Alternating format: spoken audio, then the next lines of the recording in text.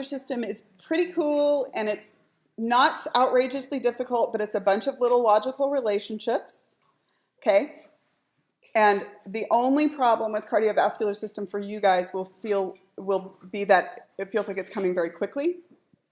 So in order to help you get over that, what I'm going to do is you are going to have a catch-up lecture over Thanksgiving break, which I will probably post on Friday. And then when I see you on Tuesday, you will have a quiz over both this lecture and the catch-up lecture. The objective there is not to torture you. The objective there is to make you start mastering the material more quickly so that you don't feel like it came at you gangbusters by the time the fourth test hits you, okay? In addition, I need one more lecture anyway because I took one extra endocrine lecture. But generally it happens with this cardiovascular system anyway. Cardiovascular system is not long, but it's just one of those things that if you had another day to study it, you'd do better. So I'm going to make you have another day. So you are going to have that catch-up lecture, and then I may have a worksheet with it, but I don't know, because I may just eat mashed potatoes instead of making a worksheet. But either way, yeah, okay. Either way, the cardiovascular lectures 1 and 2 will be your quiz on Tuesday, even if there's only just an online lecture. So there's not going to be any like assignment that I'm going to take up or anything, right? Okay, everybody cool? You're not finishing the blood test? Nah, I'm not going to. I will touch on that stuff as we go through cardiovascular system, but most of it was just abnormalities and clotting and that kind of stuff, and I will come back to it briefly. Okay, so okay, for the 2 of you who have not had anatomy, you have some work to do, okay? Because the cardiovascular system physiology, my assumption is going to be that you understand cardiovascular system anatomy, meaning you know where all the chambers are, you know systemic circuit versus pulmonary circuit, you know the names of the valves, right? You know the difference between arteries, arterioles, venules, veins, and capillaries. So if that stuff is rusty, this whole first 2 pages is the anatomy review that you will need to do, okay? If you do that, you'll have a lot easier time with cardiovascular system physiology. Because physiology, I actually think of the cardiovascular system as mostly very logical. As a matter of fact, don't you guys think that when you understand cardiovascular system anatomy, you like already know the first part of the Phys story with cardiovascular system anatomy, which sure as hell ain't true with endocrine system, right? You're like, there's a gland and there's a gland, and I have no idea what the hell they could possibly have to do with each other. So here we go. First thing is I need to talk about the forest before we start talking about the trees. I want you to have this big predictor in your head about what the cardiovascular system is trying to accomplish above and beyond all things. So there's a bunch of things that you could regulate in the cardiovascular system. You could regulate blood flow, you could regulate blood pressure, you could regulate fluid volume, you could regulate vessel diameter, right? You could regulate a bunch of things, but there is one overriding functionality that trumps them all, and that is this. The overall function of the cardiovascular system, the ultimate function, is to ensure adequate blood flow to capillary beds, okay? And it doesn't matter which of those subsidiary functions you trash in the process. So I want you to think about this for just a second. I want you to think about ensuring adequate blood flow to capillary beds, and that is the thing that always wins. And then I want you to think about how that can help you predict what might seem like a counterintuitive situation. So somebody nicks an artery, right? And of course it is going to start dropping your blood pressure and dropping your blood volume, right? You're going to start losing blood. So let's talk about blood volume for a second. So you start dropping your blood volume. And so if blood volume were the trump function, what you would do is say, oh, okay, so what I should do is slow down my heart rate so I don't drop my blood volume anymore, right? But that's not what happens, because of course the trump function is ensuring adequate blood flow to capillary beds. So what happens to your heart? Yeah, your heart rate goes up, right? So that's how I want you to use that as like your final predictor for any situation. Like, is it going to increase or decrease blood flow to capillary beds? If it is going to increase, even if it's going to trash the system, I'm going to do it, right? Because you can understand why that is like the overall function, right? Because if you can't deliver adequate blood flow to capillary beds, everything's about to go down anyway, isn't it? right? So that's the function that wins. So ensure adequate blood flow through capillary beds of the organs. Okay, so let's talk a little bit about the plumbing, the whole plumbing design of the cardiovascular system. So blood moves like all fluids move, from high pressure to low pressure, okay? If you turn on your tap, the reason the water comes out is because it's higher pressure in the tubes than it is in the sink, yeah? So blood moves due to bulk flow produced by pressure, okay? And pressure has basically three big predictors. The first is the pressure is created by the pumping of the heart, yeah? Which is not hard to understand. And then the pressure can be impacted by two other things. The diameter of the tubes can impact the pressure. So give me a predictor for a second. If I have the same volume, I'm holding the same volume, and the tube gets smaller, what happens to the pressure? Goes up, right? And if the tube gets larger, the pressure goes down, right? Pressure goes up, pressure goes down. Good? Okay, so the pressure can be, it's created by the pumping of the heart, it can be impacted by the diameter of the tubes, and then it is also impacted by the volume of the fluid in the tubes. Okay, so volume of the fluid in the tubes will impact the pressure. So I want you to think about that. So I want you to think about the last time that you made water balloons, right? And if you start putting more fluid into the water balloon, it starts increasing the pressure to the point that you can bust the whole damn thing, right? So more fluid volume increases pressure, yes? Less fluid volume decreases pressure, okay? So there's going to be basically throughout this whole set of notes, three pressure determinants: the pump, the tubes, the volume. Pump, tubes, volume. Good? Okay, so you guys give me a prediction before we get into this. As pressure increases, flow tends to do what? Increase. Flow tends to increase. Now, can you get too high a pressure that it actually decreases flow? Yeah, if you get too damn high, you can bust the whole system, right? You can bust through the tubes, which will definitely trash flow. So we'll come back to that too. But within the sweet spot, within a range, as you increase pressure, you tend to increase flow. Now, flow is opposed by something that you may or may not have considered. Flow is opposed by resistance, and resistance is really the friction primarily in the tubes, okay? So if, for instance, the tube is really lumpy, can you see that you would increase friction and therefore resistance and do what to flow? Decrease flow. So if I say there is a direct correlation between pressure and flow, then there's an inverse correlation between resistance and flow. Understand that relationship? Okay, so today, the first part of it will be talking about the pressure determinants and then the resistance determinants to try to figure out how those relationships work. Okay, so there is an inverse relationship. So as resistance increases, flow tends to do what? Decrease, exactly, good. Okay, so now, resistance, by the way, occurs primarily in the vessels and not in the heart, because the heart is nice and wide open. There isn't a whole hell of a lot of friction. I mean, there is some, but there isn't as much. Okay, so we're trying to get, of course, blood flow to capillaries for the reasons that are obvious, but we're going to point them out anyway. Capillaries are thin enough and branched enough that that is where gas and nutrient and waste exchange occurs, right? So you have to get blood flow to the capillary beds. There is almost zero gas exchange in any vessel except a capillary because of the thickness of the wall, and also there's not much surface area, comparatively speaking, right? So you need to get capillaries close to almost every cell in your body, right? And in systemic circuit, you are going to, at systemic capillaries, bring oxygen and nutrients, right? And pick up carbon dioxide and waste products, right? Okay, in the pulmonary, you're just going to do the opposite with the gases, right? The nutrients and waste are going to be the same. Okay, now just a teeny bit about how you actually transport things once you get to the capillary bed. So if I get oxygen into a tissue, into the capillary bed of a tissue, my question is how the oxygen and the nutrients get out of the capillary into the tissues, and how the waste products and carbon dioxide get back into the capillary. So oxygen is lipid soluble, so it just does whatever the hell it wants, right? It goes straight into the tissue, just down its concentration gradient, right? Carbon dioxide is going to do similar. It's going to move straight down its concentration gradient. What about larger things that need transport help, like glucose and amino acids? Generally, it's a kind of facilitated diffusion.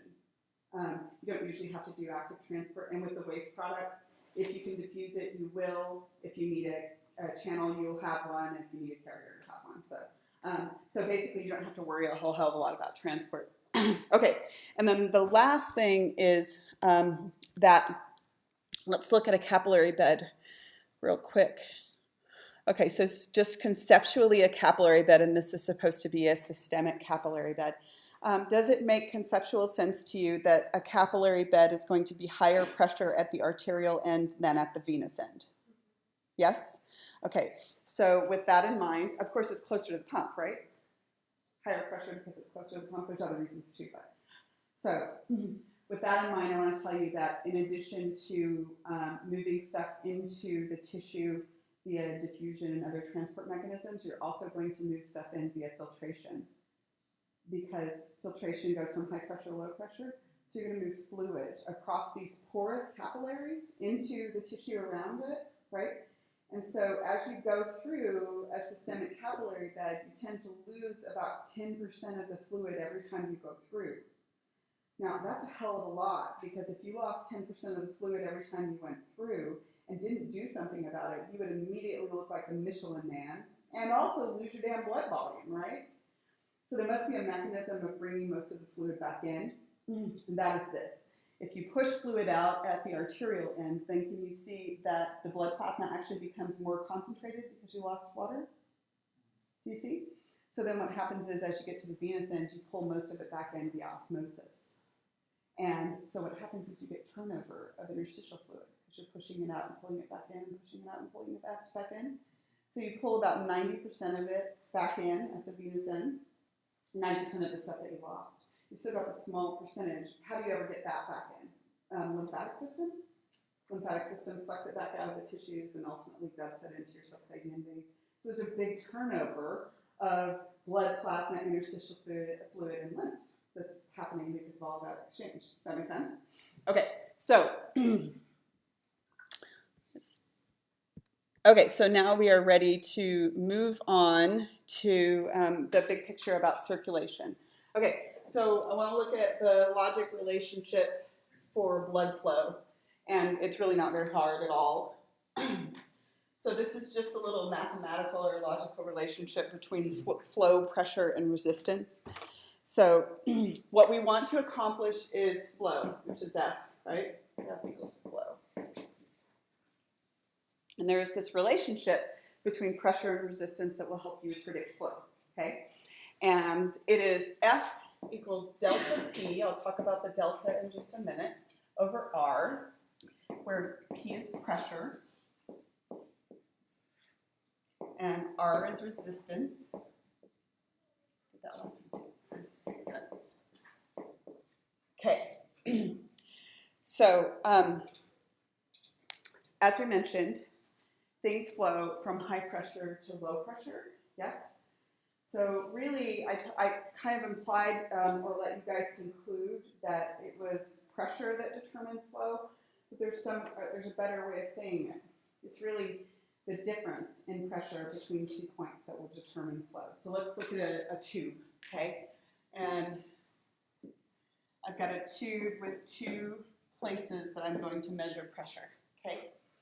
And so you will intuitively understand that if I say the pressure is 100 millimeters of mercury here and 80 millimeters of mercury here, you immediately know which direction the flow is going to go, correct?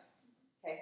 And intuitively, you could probably also figure out something about the comparative speed of the flow. If I took this one and held it constant, but this one I moved up to 99 millimeters of mercury. So do you see which one of these 2 situations, 1 or 2, is going to have a greater velocity of flow? 1, exactly.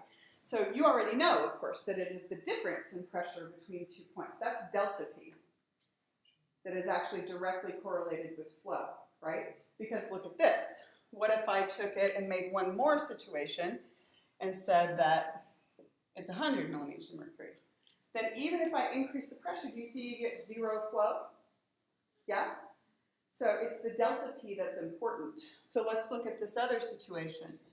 Can you see that it's not the absolute pressure, but the difference in pressure between 2 points? Because if I take two different pressures and I say this one is 220 and this one is 200, do you see that I end up with exactly the same delta P and therefore the same flow?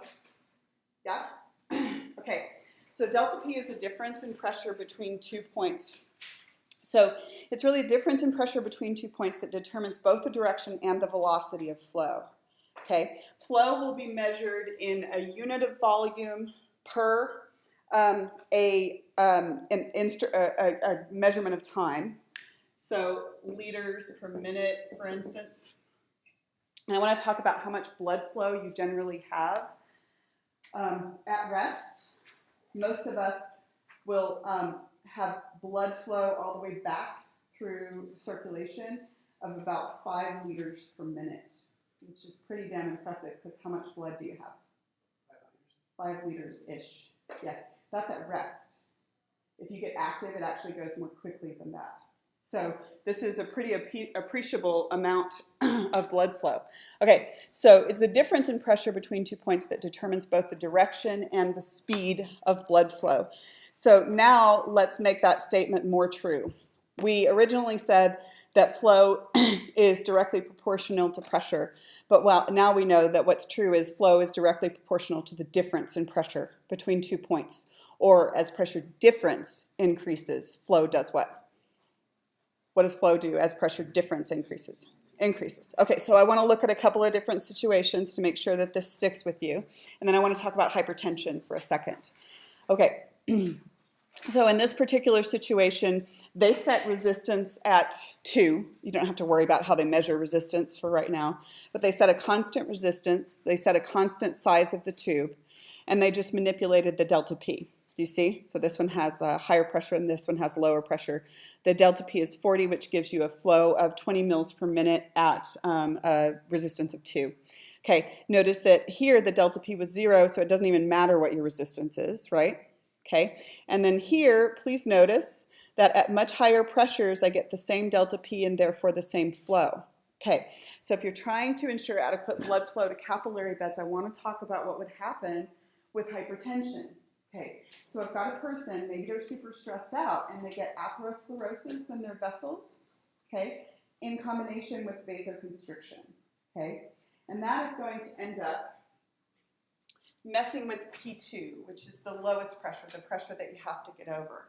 That means the pressure in your arteries is always slightly higher than it would otherwise have been. Does that make sense to you? Okay, so, but I still need adequate blood flow to capillary beds. So what I want you to imagine is with atherosclerosis and chronic vasoconstriction, what will my heart do to compensate for it? Yeah, it's going to pump more frequently, right?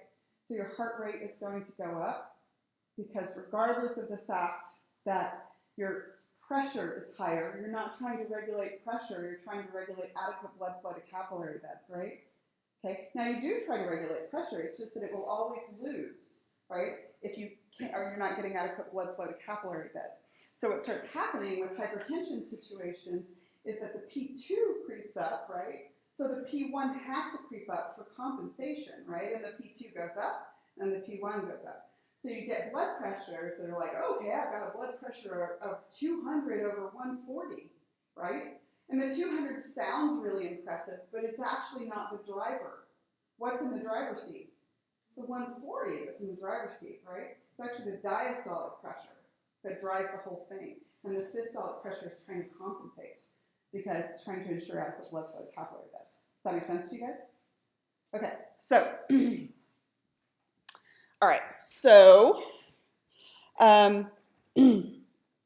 again, the pressure is 3 components of pressure: the pump, cardiac muscle contraction, the fluid volume, blood volume changes, and the lumen of the vessels, the tubes, right? So if you want to mess with pressure, you will do one or a combination of those 3 things, and we will talk about how you do that and how you mess with those a little bit later.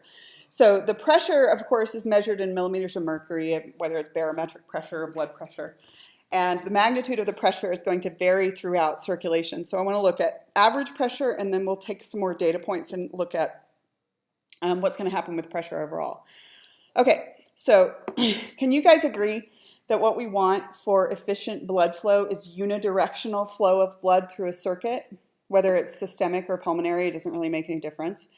And so we'll look at systemic, and you guys remind me of the anatomy. Systemic starts at what chamber?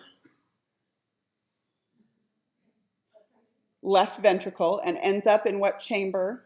Right atrium. Okay, so the systemic circuit, what it's going to do in order to ensure unidirectional flow of blood, what should happen is the left ventricle should be higher pressure than the aorta, which should be higher pressure than, for instance, the brachial artery, right? Which should be higher pressure than the arterioles and higher pressure than the capillaries, right? Then the capillaries have to be higher pressure than the venules, then the veins, then the superior and inferior vena cava, then the right atrium. So what you will see is the pressure varies, and it's highest in the left ventricle and it's lowest in the right atrium, and that's how you get unidirectional flow of blood.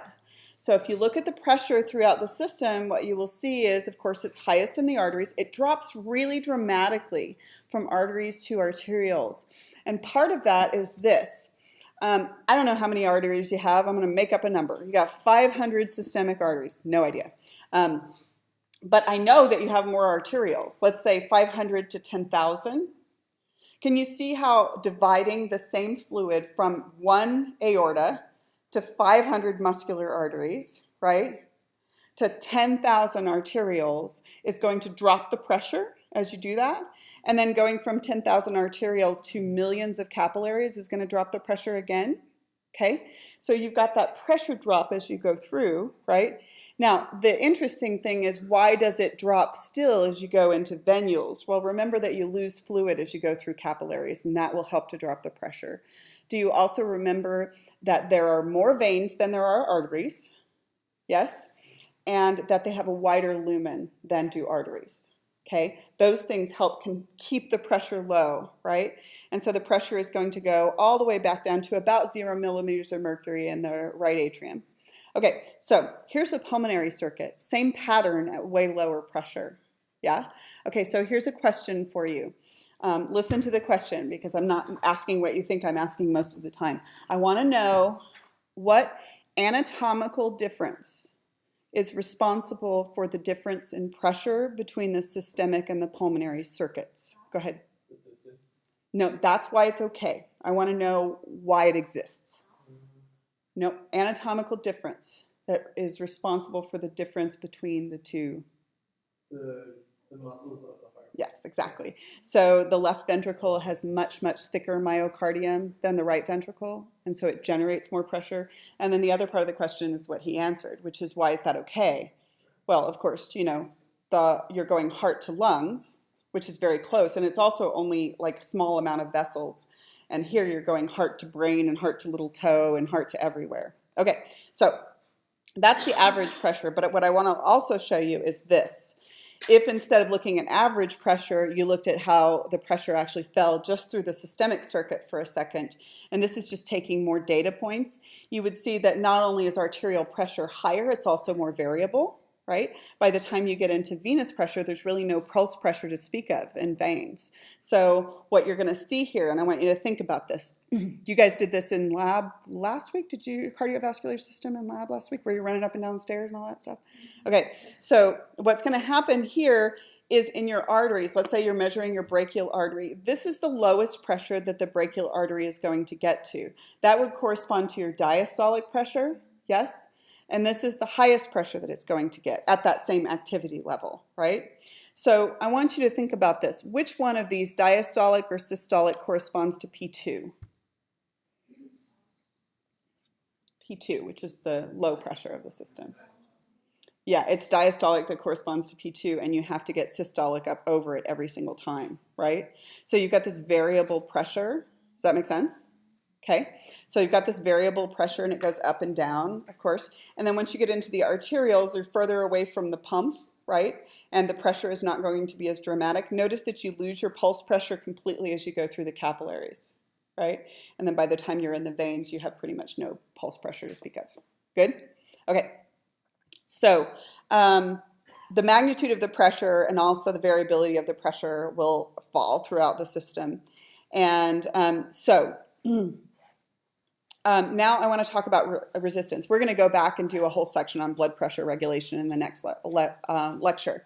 Okay, so with pressure, one more time, 3 ways that you can impact pressure. I want you to get to the point that you're bored by this. Pump, diameter, volume. Pump, diameter, volumes, okay? Keep that in mind. Now I want to talk about resistance. Resistance is usually slightly less familiar to people, but we can totally do it. So I want to look at how difficult it is for blood to flow between 2 points at a given delta P. So I'm not going to change delta P because that would be changing 2 variables simultaneously, and that ain't good science, right? So I'm going to change 1 variable, and then I'm going to look at how difficult it is to flow from point 1 to point 2, right? And I'm going to manipulate what's going to happen between the 2 points. So peripheral resistance is how difficult it is for blood to flow between 2 points at a constant pressure difference. So hold delta P constant. So flow is going to be inversely proportional to resistance, or as resistance increases, say it again, flow will do what? Decrease. Okay, so the primary determinant that you're going to be worried about when you're dealing with resistance is friction. Okay, so friction, of course, anytime you're trying to have something slide past anything else, friction will, of course, slow it down. So that's what we're dealing with here. And, of course, since friction is the primary consideration, then most resistance is going to happen not in the heart, but in the vessels. The heart has way less friction. Okay, so what factors are going to impact friction and therefore resistance? So if I want to flow from point 1 to point 2 and I'm holding the pressure difference constant, the viscosity of the fluid will matter, won't it? If the fluid actually becomes far thicker, if it goes from the consistency of whole milk to the consistency of maple syrup, then of course it's going to add to the friction in the system and therefore slow down the flow. Does that make sense? Now, your viscosity doesn't change a whole hell of a lot over the course of a day or even over the course of a month, but there are some things that can impact it. One of them is dehydration. What would you imagine, what would you predict about viscosity when you become dehydrated? The viscosity would go up, right? That makes sense? The other one is hematocrit changes. Hematocrit is the portion of your blood that's solid versus fluid, like the whole cells. So a hematocrit would change, for instance, dramatically if I got something like leukemia. So leukemia is a whole bunch of immature white blood cells just being squished into the bloodstream. And it will make the blood become really, really viscous, right? And you can end up with heart attacks and strokes because of viscosity, because the R goes up so much that you compromise the F, right? So one question from the blood notes. We talked about something in the blood notes that would increase the viscosity of the blood. What? Blood doping, yeah. So can you see why one of the big risks with blood doping is heart attacks and strokes? It's because you mess with the resistance and you compromise the flow. Does that make sense? Okay, so now viscosity is not going to change a whole hell of a lot in a healthy individual, especially not over short time periods. But of course it can impact this system. The other thing that you can change is vessel length. And if you change the vessel length, so I'm holding the pressures constant, right? But I'm going to change the length or the distance between P1 and P2. So I want you to think about it this way. I'm going to try to blow milk through a straw, right? And I'm going to start out with a 3-inch straw, and I'm going to hold the pressure constant, and I'm going to blow milk through the straw, and now I'm going to make the straw 3 feet long. And I won't get the same flow unless, of course, I increase the pressure, right? Does that make sense? So as you increase the length of the tubes, you're going to increase the friction, and if you want the same flow, you're going to have to increase the pressure, okay? So how does this correlate to human life? Well, as you grow from infancy to adulthood, of course the lengths of your blood vessels have to change, right? But so does the size of your pump. So that's generally okay, right? So in an adult, when does it become relevant? In an adult, it becomes relevant when you gain a lot of weight. So you gain 30 pounds, okay? What has to happen, logically, when you gain 30 pounds is to get the same amount of blood flow through way longer tubes. What do you have to do to the pressure of the system? You have to increase the pressure. So there is a direct and predictable correlation between weight gain and blood pressure increase, right? It's not necessarily dramatic, but it is there, okay? So when your doctor tells you that you've got borderline hypertension, what's the first thing he wants you to do? Lose weight. It is a really passive, very healthy way, if you can do it healthily, to drop your blood pressure, because you actually don't need as many capillaries if there's less of you, right? And also when women are pregnant, right? So you gain, I don't know, 25, I don't know how much I gained, 25 or 30 pounds with pregnancy.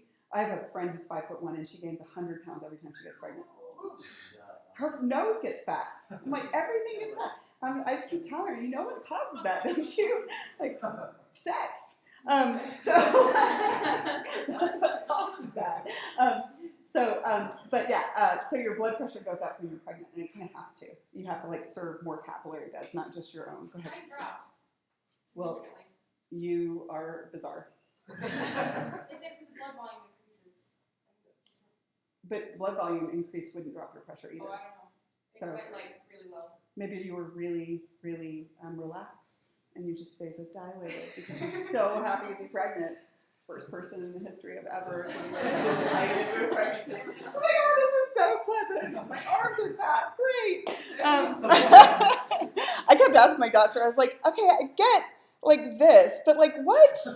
How is that helpful? It's not helping anybody, right? And he told me, he was really funny. He's like, well, you need to remember that evolutionarily, this baby doesn't want you to have sex right after. I was like, oh, so she's making me unattractive. Thanks.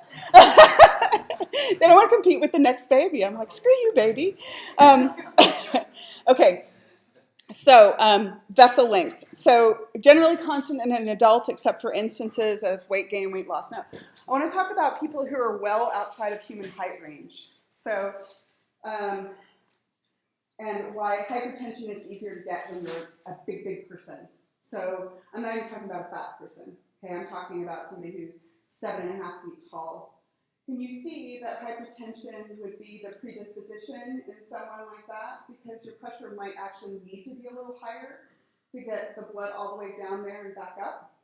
So does that mean that everyone who is really tall has hypertension? No, but it means you need to guard against it because it is the predisposition, right?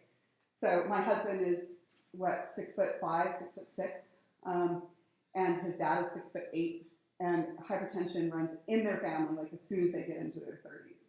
They immediately predispose to hypertension, probably for more reasons than that.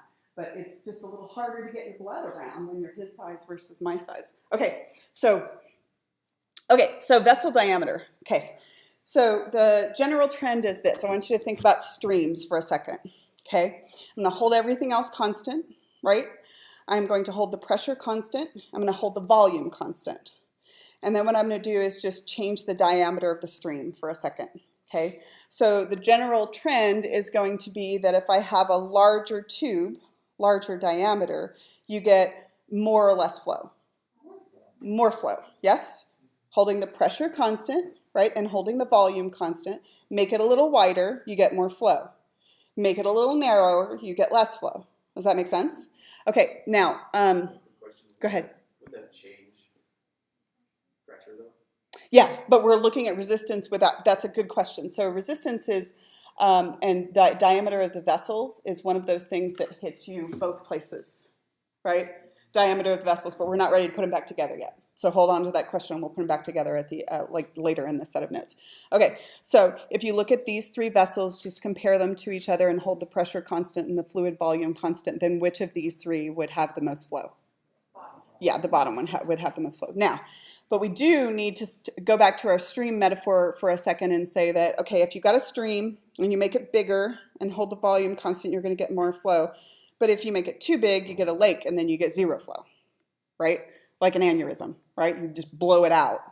And then basically the fluid, you lose all your pressure and your fluid volume drops. So like anything else, there's a sweet spot. There's a range at which a bigger diameter is better flow. Okay, so the general trend is larger tube, less resistance, more flow. Smaller tube, more resistance, less flow, right? Okay, but we have to talk about something, and I want you to listen to this part because it gets super confusing when you go home and try to think about it yourself. And that is that, so generally, if we're going to change the diameter of a vessel, right? It depends on where we're changing it and how many places we're changing it. So if I'm an arteriole, right, and I decrease diameter before a capillary bed, then I'm going to do what to the blood flow to that capillary bed? Decrease, right? So I'm going to constrict an arteriole before a capillary bed and therefore decrease the flow. Or dilate an arteriole before a capillary bed and therefore increase the flow, okay? That's regional, that's short term. It's how we do blood flow patterns generally controlled by the sympathetic nervous system, right? Okay, so think about that for a second. That's generally controlled by paracrine agents, okay? And you're going to do it as you get up to walk to your car. You're going to send slightly more blood to your skeletal muscles, right? Slightly less blood a couple of other places. That is, by the way, the reason your mom told you not to go swimming right after you ate. Because right after you eat, you have done arterial vasodilation to your digestive tract, yes? And then you're going to jump in the pool, right? And you've got a finite amount of blood, right? And then what happens is you got all that blood going there, and then you try to send some blood to your skeletal muscles, and it doesn't happen dependently because you got too much blood going here, and then you have cramps, and then your mom thinks you're going to drown. But really, it's only 3 feet of water, so you're probably going to be fine. So does that make sense to you? So that's regional, and that's short term, and you're doing all that all the time. But there's another way to do vasoconstriction and vasodilation, and this is a totally different mechanism. Well, it's a totally different reason for doing the same mechanism. And that is, what if the pressure of my whole system was too low for adequate blood flow, right? For instance, I had just given blood or hemorrhaged, right? So what do you think would be helpful in that situation? Systemic, whole system, vasoconstriction, or systemic vasodilation? Vasoconstriction, yes? Does that make sense? That's just to bump up the pressure of the whole system, right? That makes sense? Okay, if your blood pressure was way too high, then you would do vasodilation. But I want you to note to yourself that that means that if you're talking regional or systemic, you're going to do totally different things to get better blood flow. If you're talking regional and you want better blood flow to a capillary bed, do you do dilation or constriction of the arteriole? Dilation. If you're talking systemic and you need to bump up the pressure to get better blood flow everywhere, do you do constriction or dilation? Constriction. Okay, so my job with questions like that is to make sure that I write whether it's systemic or regional, and your job is to read it, right? Does that make sense? So make sure that you're answering the question that I'm asking, because you do two different things. Do you understand the logic of that? Okay, all right. So now, as far as what you do on a regular basis to manipulate resistance, the 3 ways that you could theoretically manipulate resistance is with viscosity, vessel length, and diameter. But you don't really change your vessel length regularly. And you don't really change your viscosity regularly. So the primary way that you physiologically manipulate resistance is with vessel diameter. And you do a lot of that every single day. Is that okay? Okay. All right. So any questions over this stuff? You guys okay with this? So we're going to come back in the next lecture and we're going to talk about how specifically you manipulate pressure in the system and resistance in the system. But for right now, we're going to back up and we're going to go back to cardiac muscle tissue and look at how you get action potentials and contractions in cardiac muscle tissue. Okay? All right. So let's meet your heart. So, of course, when we're talking about cardiac muscle tissue, we're talking about the cardiac muscle that is in the wall of the ventricles and a much thinner layer in the wall of the atria, right? Okay, so we're going to talk about how those behave. Before we get into the physiology of cardiac muscle cells, let's just talk about a couple of things. First off, another hormone. I know you wanted another one to add to your table. And that is, I've told you that the heart can actually release a hormone. And what I want to do is I want to tell you why that hormone is released and where it's going, and I want you to try to predict what it does. You ready? Okay, so this cardiac muscle cells, some cardiac muscle cells can secrete a hormone called ANP or ANF, and its name is atrial, because that's where it comes from, natriuretic, which is implying but not telling you the target, natriuretic peptide or factor. And it is released from the atria, and it goes to the kidneys, okay? And here's why you release it, and then I want you to try to figure out what it does to the kidneys. You release it in response to prolonged atrial wall stretching, okay? And it's going to go to the kidneys, and I'll give you two choices. It's either going to cause water retention or water excretion of the kidneys. Excretion, yes. Prolonged atrial wall stretching tells you or implies something about blood pressure. What does it imply about blood pressure? Too high, exactly. So you're going to go to the kidneys, right, and cause water excretion, right, which will drop the pressure. So it's a little negative feedback loop. Got it? Okay. It's actually one of the few hormones that actually drops blood pressure. Remember how we saw in the endocrine system that there were like four hormones that increased glucose levels, but only one that decreased? We're going to see the same thing with blood pressure. There's like a whole bunch of ways to increase blood pressure. Right. Yeah, and there's one way to drop it. Yeah.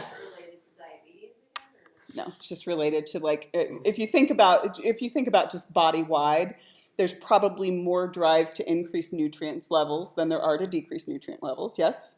Here, body-wide, there's probably more drives to increase blood pressure than there is to decrease blood pressure, right? And this is one of the few that decreases blood pressure. Which is weird because I would think that like a low blood pressure obviously is a lot more detrimental to, like, you could die from hypotension. It's like shock or whatever, right? But you can die from hypotension. So there's one way to drop your blood pressure hormonally. But remember that the whole deal is that pressure is directly correlated to flow. So you can see that, like, if you're measuring things, yes, long-term low blood pressure could be an issue, but short-term, if you don't get your blood flow to your capillary beds, you're screwed anyway, right? Does that make sense? Okay, so, okay, metabolism of cardiac muscle. So cardiac muscle is a generalist about nutrients. It will eat almost any sugar, burn almost any sugar for nutrients, glucose and other sugars. It will also burn fatty acids and lactic acid. So the take-home message about that is that nutrients aren't generally the problem with cardiac muscle. It's totally cool with almost any sort of nutrients. But it has almost zero capacity for anaerobic cellular respiration. So oxygen is the determinant there. So it has that in common with the brain, right? The brain is really persnickety about oxygen content, as is cardiac muscle. So what happens is cardiac muscle is what we call intolerant of ischemia, and ischemia is reduced blood flow. So what happens when your heart doesn't get enough blood flow? Well, it's going to hurt. You'll get angina associated with ischemia. And then if it gets low enough, the cells just freaking die. And they're amitotic. So if they die, they're gone, right? So you get a myocardial infarction or a heart attack. Okay, so keep that in mind. We'll come back to the metabolism as we go through here. Okay, so now what we want to talk about is how do you get contractions in cardiac muscle cells? But before we get there, we have to talk about the fact that you have two different categories of cardiac muscle cells. You have what we call pacemaker cells or nodal cells. They're also called autorhythmic because they generate their own rhythm, or conducting cells because they are conducting what the contractile cells are going to do. Okay, so these cells are modified embryonically so that they never contract. All they do is generate an action potential and then they pass it on to their friends. How can cardiac muscle cells pass on signals to each other? What do they have? Gap junctions, exactly. So here's what the conducting cells do. They flood themselves with ions and then they pass it on to the cells that can respond to the ions. And then they flood themselves with ions and pass it on. That makes sense? That's why they're called conducting cells, because they're actually doing this. Okay, so those cells embryonically lost their capacity for contraction. They don't have any actin and myosin, but they are very, very regular about how they depolarize and flood themselves with ions, and then they pass it on to the cells that can contract. And then the other cells that you have are the contractile cells. And the contractile cells are going to contract in a very similar way to how skeletal muscle contracts, only it's going to be a different stimulus, right? Of course, skeletal muscle cell, each individual cell would need a stimulus from the nervous system, and this won't be true. You'll start it with gap junctions, okay? So let's go conducting cells first. Okay, so these cells are the pacemaker cells that develop in the embryo. They lost their ability to contract. The anatomy, just to remind you, you've got in your heart, about 1% of your cardiac muscle cells are these pacemaker cells. And they have a couple of blobs, important blobs. SA node, sinoatrial node, is a blob of pacemaker cells just below the opening to the superior vena cava in the right atrium. Okay, and then the AV node, atrioventricular node, is in the interventricular septum at the bottom. I'm sorry, interatrial septum at the bottom. Yes? Okay. And then the AV node is connected to the other pacemaker cells in a chain. So I've got blob, blob, and then I've got chain. And that chain is the AV bundle that goes down the interventricular septum, also called the bundle of Phys. And then left and right bundle branches, and then Purkinje fibers, right? And so we will talk about how the signal goes down there, but I just want you to know that all of those places in the heart have these pacemaker cells. And so any place that has a pacemaker cell can spontaneously generate an action potential and try to control its neighbors. Ideally, the boss of all the bosses is the SA node, right? Okay. Every once in a while, there's a coup. Somebody tries to take over, and the AV node goes, I think I got this. I think I can do it better. And then it jacks everything up. So let's talk about how these nodal cells work. Okay, so the process of generating an action potential in pacemaker cells. So I want you to see this action potential in pacemaker cells. Let me actually simplify it. So we just got this top one. Okay, so when you look at a pacemaker cell and the action potential, what you'll see is it looks like waves, right? Just very, very, very regular waves. And so these cells have a variable resting membrane potential because they really never stay at rest for any length of time because they're constantly depolarizing. But it averages about minus 60 millivolts, okay? And then they hit threshold at about 40 or 50 millivolts. So it's still a depolarizing threshold. So here's what happens with these guys. I work very hard to make sure that I've got a low concentration of sodium inside the cell, right? And I should have a relatively dependable extracellular concentration of sodium, right? And so if I have a relatively dependable number of leak channels, right, and a concentration gradient that is dependable, can you see that I'd have a dependable depolarization?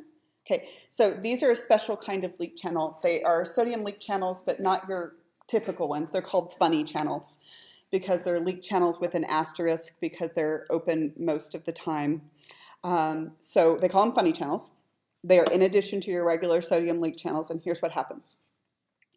They will spontaneously depolarize because they are constantly letting sodium flood in, and as soon as you hit threshold at 40 or 50, then you get an action potential, okay? So what's going to happen here is this is sodium funny channels.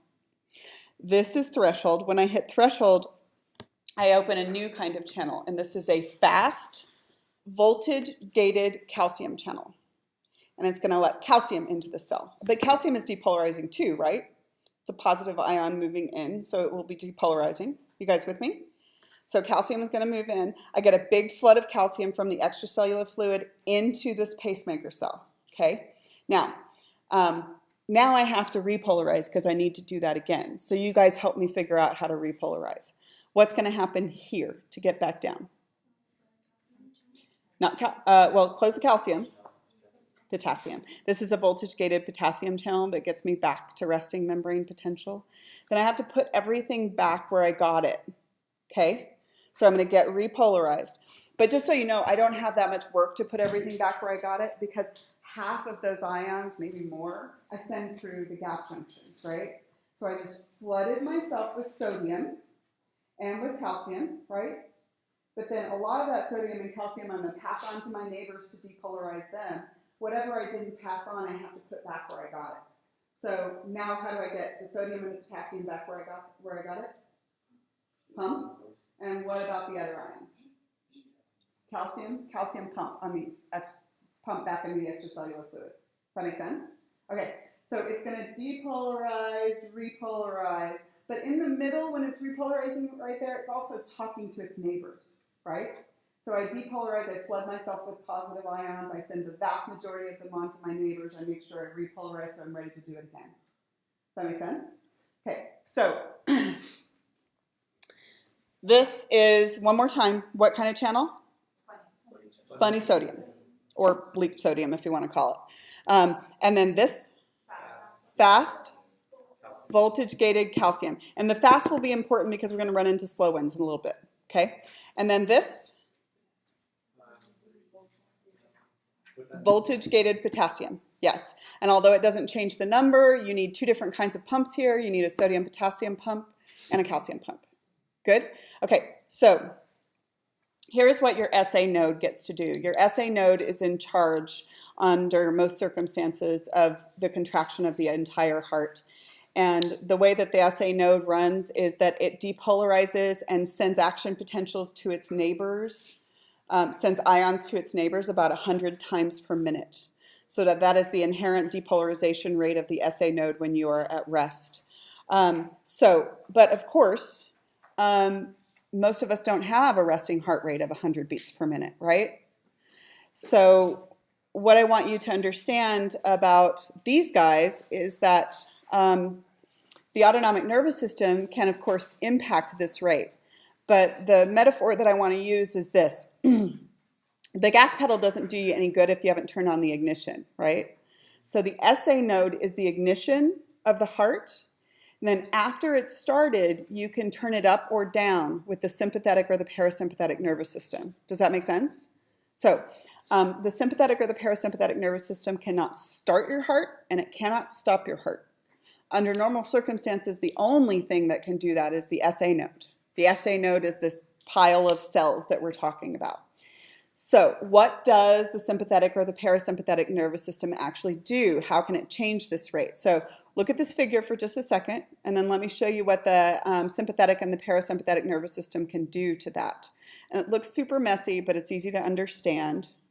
Okay, so at rest is the picture in gray. Okay, that's your normal depolarization rate. Do you see that one? Okay, if you apply the sympathetic nervous system, norepinephrine, to the heart, what it's going to do is you are going to hit every depolarization slightly faster, because what norepinephrine does to cardiac muscle is it was already on its way to depolarization and you just depolarize it a little bit more, right?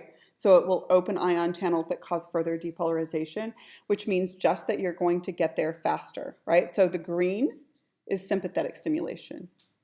More frequent waves over the same time period, right?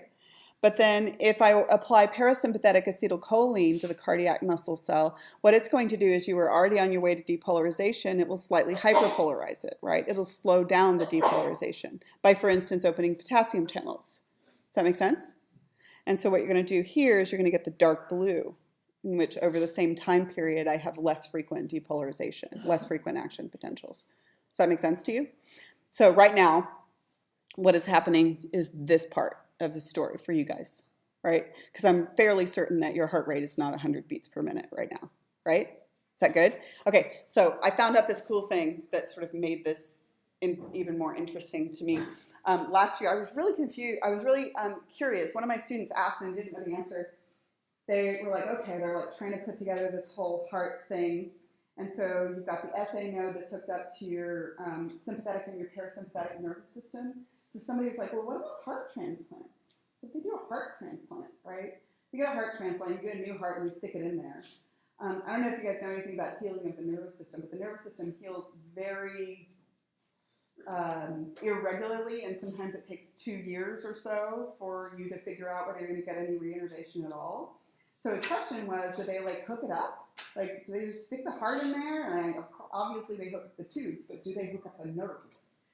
And so we talked to a cardiothoracic surgeon, and apparently most of the time they don't even try to hook up the nerves. So you stick the heart in there, and so what would happen with this person is their inherent heart rate would be about 100 beats per minute, just would be about 100 beats per minute. But then my question was, well, what if a tiger walks into the room? So the tiger walks into the room, Does it just stay at 100 beats per minute? And the answer was, yeah, for a minute or so. But if you give it a minute, 30 seconds to a minute, the heart rate will go up. And they know why? Hormones, exactly. So there's nothing to say that, of course, the hormones can't get back to the heart. Obviously, the heart has to be connected to the cardiovascular system.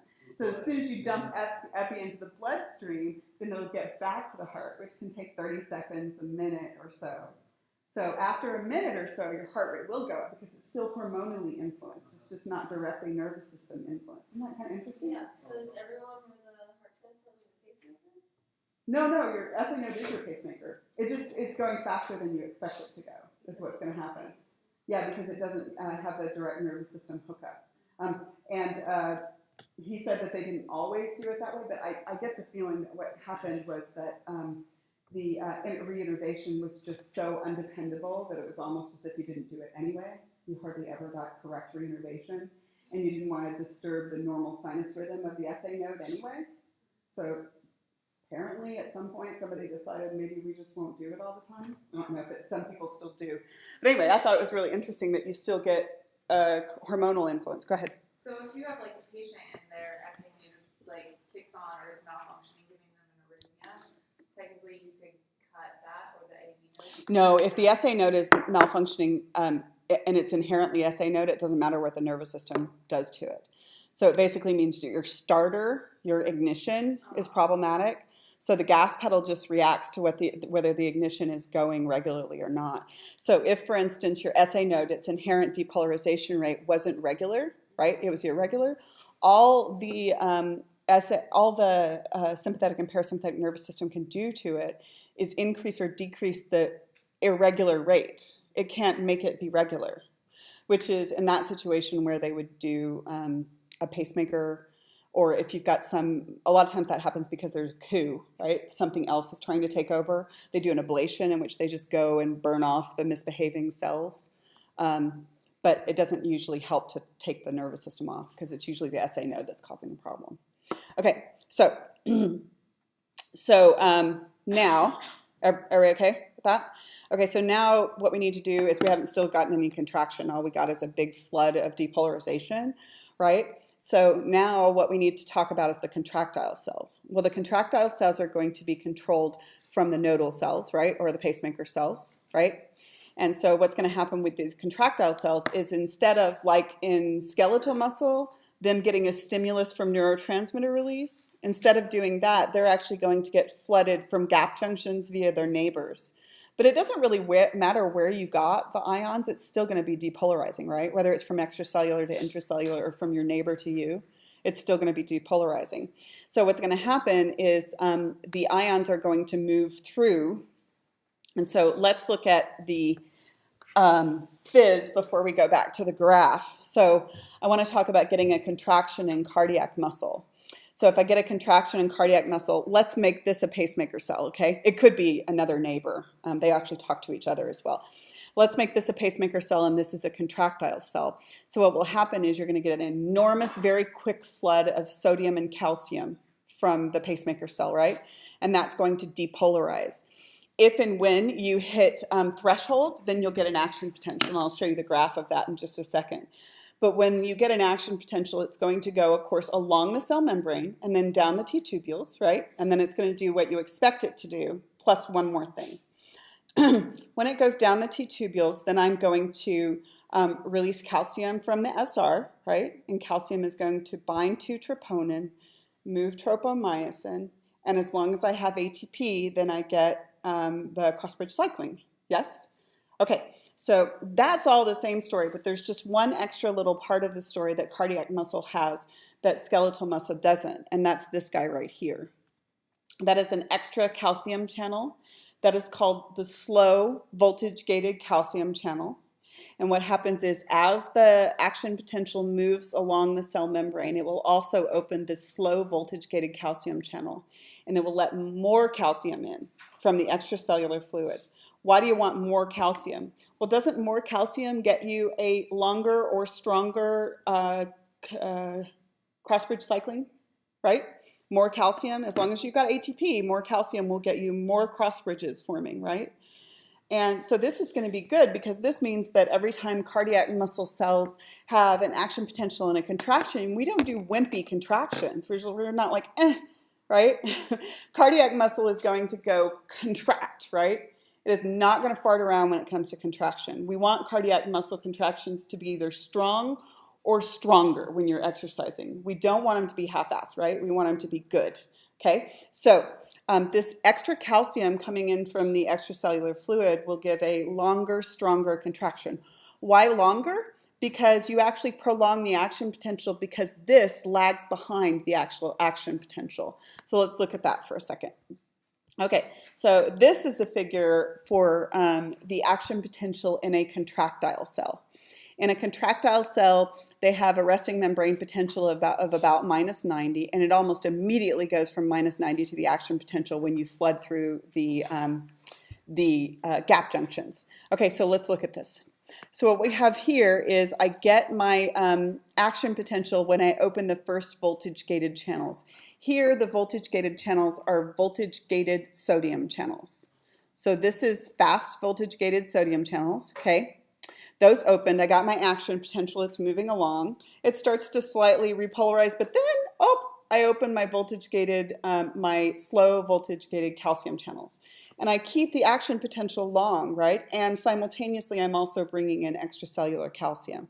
So I've got a long, strong action potential with lots of calcium release and lots of calcium from the extracellular fluid. You guys with me? So this is why it's slow, right? Because it wasn't actually the one that caused the action potential, it just adds to the action potential. Whereas here, this was a fast one because it caused the action potential. So this was a fast voltage-gated calcium channel in the pacemaker cells. This is a fast voltage-gated sodium channel and a slow voltage-gated calcium channel, right? A longer, stronger action potential. That makes sense? Okay, and then I'm gonna repolarize. And how do I repolarize? Potassium, open voltage-gated potassium channels. And then you don't have to memorize where to put things if you just know that you have to put everything back where you got it, right? So now I have to put everything back where I got it. So I have to do what with, how do I get sodium and potassium back where I got them? Yes, I use the sodium potassium pump. And then I have to get calcium back in two places. Extracellular fluid, which is a calcium pump. There's also a sodium calcium pump. I don't ask you about that one. But there is a calcium pump, and then where? SR, exactly. So you just put everything back where you got it. Does that make sense to you guys? Okay. So the advantage to this whole thing is you get a nice, long, strong action potential with a whole bunch of calcium, which is going to be really important.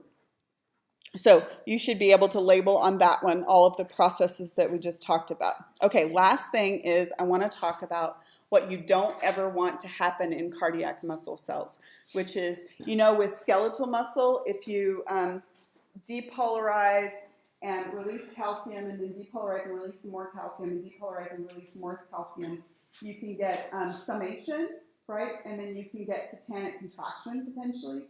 You never want tetanic contraction with cardiac muscle, ever. What you want is a long contraction followed by a long relaxation, and a long contraction followed by a long relaxation. One of the ways that cardiac muscle ends up avoiding summation and tetanic contraction is that the absolute refractory period between two contractions is not 1 to 2 milliseconds like it is in skeletal muscle, it's 250 milliseconds. So after you have a contraction, you can't get another one for 250 milliseconds. It takes that long for the voltage-gated channels to reset, and that prevents that summation, right? Which is super duper important for preventing the summation. So I want to talk about why it's just as important to have cardiac muscle relaxation as it is to have cardiac muscle contraction, okay? So this long absolute refractory period prevents summation because I need that relaxation. So there's two reasons that if you think about the ventricles for just a second, the ventricles, it's just as important that they relax for a long time as it is that they contract for a long time. One of them is pretty obvious. What is happening during ventricular relaxation? Filling, yes, okay. So that one's good, right? Obviously, if you don't relax, then you cannot get full, and then of course it's going to compromise your blood flow. But there's another one that's really important that I totally misunderstood for an embarrassingly long time, and that is this one. The other thing that happens during ventricular relaxation is this. During ventricular relaxation is when you get the blood to the cardiac muscle cells, to the actual capillaries, because of this. Okay, I misunderstood this for a really long time. I could not figure out for the life of me how it could ever be true that your cardiac muscle didn't have enough blood when the damn heart is full of blood all the time, right? Because I misunderstood something really fundamental about that, and that is that the blood that's going through the chambers does not actually get any nutrients to the capillaries in the myocardium. Because, and you probably knew this, but sometimes it takes a little while to put this logic together, the blood that's going through the chambers is not hooked up to the capillaries. What has to happen is the blood gets pushed from the chambers into the aorta, right? And the first two branches off the aorta are the right and left coronary arteries, right? And then the right and left coronary arteries will give blood to the capillaries of the heart from the outside in, not from chambers directly, okay? But there's something really important that happens there, and that is this. When I push blood from my ventricles into my aorta and my right and left coronary arteries, what I'm doing is I'm getting blood into the arteries, but I'm simultaneously compressing the capillaries. Does that make sense to you? So the pump is trying to pump blood to the pump, okay? So I'm squishing the capillaries, right? I'm pushing it into the arteries, but it's not actually getting to the capillaries until I relax the capillaries. So it's like squishing a sponge underwater. It doesn't actually pick up the water until you relax your hand, right? So here's what happens if your heart doesn't relax. If you squish blood, like ventricular fibrillation, if I squish blood into the arteries, but I don't actually relax, the blood goes into the arteries and it doesn't get to the capillaries, and then they have a heart attack, right? Can you see why? You're like, oh no, it's beating really fast. I should be having really good blood flow. No, I'm not having really good blood flow. A, I'm not feeling very much every time, and B, I'm compressing the myocardial capillaries and reducing blood flow to the actual heart, right? So for that reason, those two reasons, both ventricular filling and also delivering blood to the ventricular myocardium, for that reason, the heart, even when it's beating really fast, still spends about 50% of the time relaxed and 50% of the time contracted. It's just shorter time periods, right? That makes sense? Okay, we'll stop there for today. Friday, expect me to post an update lecture.